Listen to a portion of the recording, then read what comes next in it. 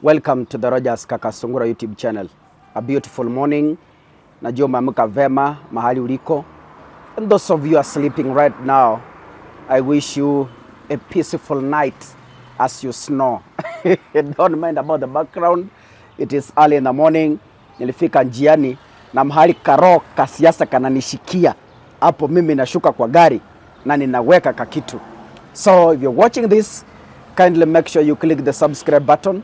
And of course, remember to turn on your notification bell. Don't mind about the moving cars. This is along the highway and the buses are just rushing to pick children to school. So, sijali, niko kwa barabara, mimi niko kazi. Ninapolala, nafikiria kazi. Ninapoamka, nafikiria kazi. Now, kila kitu kina mwisho. Na popote palipo na mwanzo, lazima kutakuwa na mwisho. Anything that has a start must have an end. It doesn't matter how long it takes, but it must come to an end. There is a generational shift in the Republic of Kenya, and I see a number of politicians are still living in denial.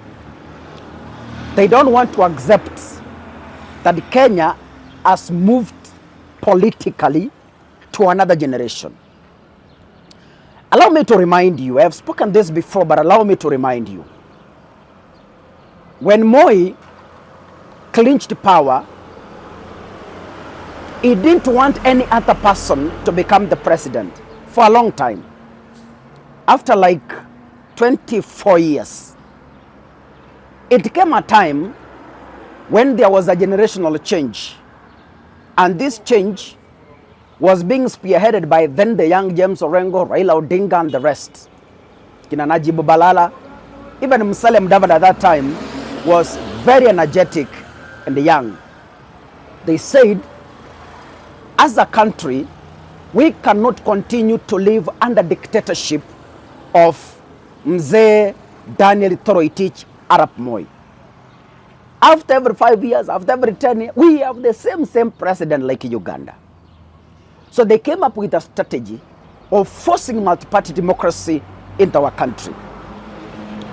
Moi tried his best to stop it.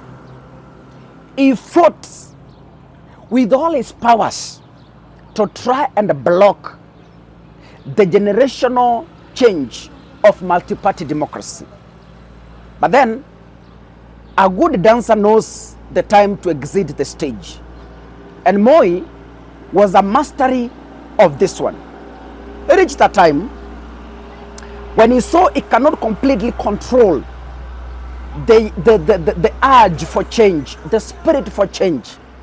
He was forced to personally retire from politics. Na akasema, mimi naenda retire. Na kama kuna mtu nimegozea, anisamee.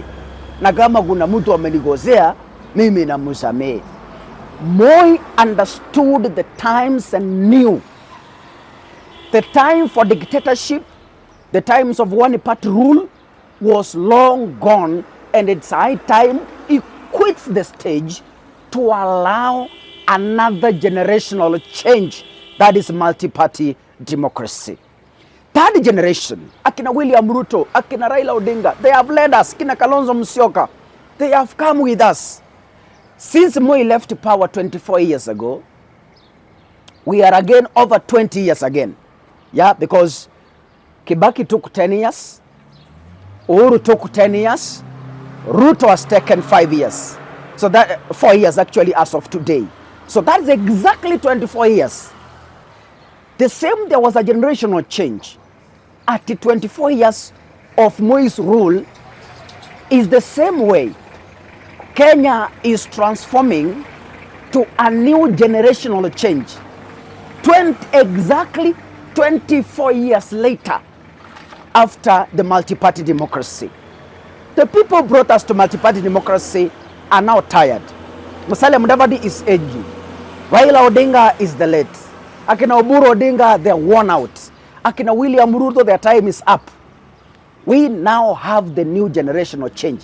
And that is exactly the wave that has hit the Republic of Kenya, the wave of Edwin Sifuna, and the rest.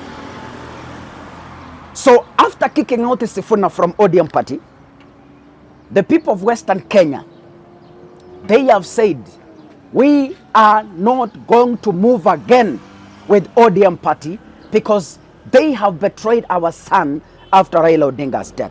So what they did, the people of Western Kenya came together in solidarity and they banned the ODM t-shirts and caps that they were given during a rally in Western Kenya. Juzi wakati Oburu Odinga ameenda, there's a time Win Odinga have had a rally in Nairobi pale Kamkunji grounds. A parallel walikuwa Winnie and our brother Raila Jr. At that time, Oburu was in Western Kenya with the other team of the dying ODM. Walikuwa pale Western. Now walifanya nini? These individuals walipeana t-shirts na kofia. So those t-shirts, wale watu walipewa, they came together yesterday, wakazichoma, wakasema we will no longer continue with the party that has betrayed our son, our only young man, Edwin Sifuna, who is growing. If you think I'm lying, I want to share with you a video of the people saying we have massively walked out of ODM and we will never come back again. So Western Kenya is shifting to Edwin Sifuna without ODM party. Unajua NC iliuzwa. NC na Ford Kenya ya Moses Masika Wetangula imekufa, NC imekufa. So pia ODM is dead. Can we watch what they did? Sifuna! No ODM! No Sifuna! No ODM! Sasa hivi tunavyoongea sisi tumeonyesha ishara kwamba tunapenda kijana yetu Sifuna. And we are not going to allow anybody. We are not going to allow Sifuna ni kijana ambaye anajielewa na ako na akili timamu kwamba anafanyia watu wote wa Kenya wote kazi. No Sifuna! No ODM! No Sifuna! No ODM! Ndio hii tunachoma sasa hivi. Achukue hewa. Atapata ODM. ODM ni Sifuna. Haya, dawe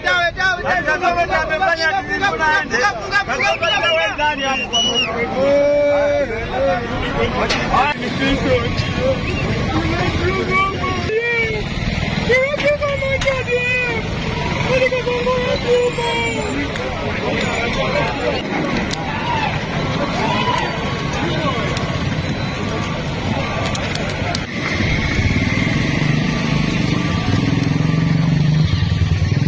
Ladies and gentlemen, this is the spirit across the Republic of Kenya.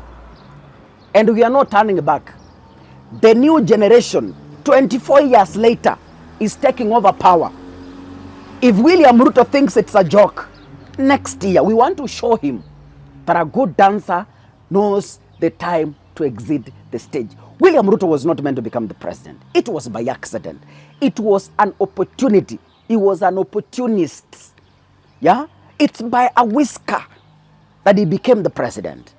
So this time round, we want to show him through the ballot and through the people of the Republic of democratically, the time can shift, time can change. You can own the guns, you can own the military, you can own all the powers. But when generational change hits the world, it hits you properly.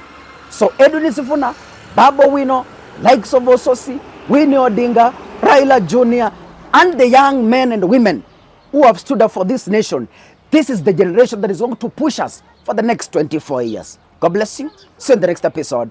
Asanteni sana.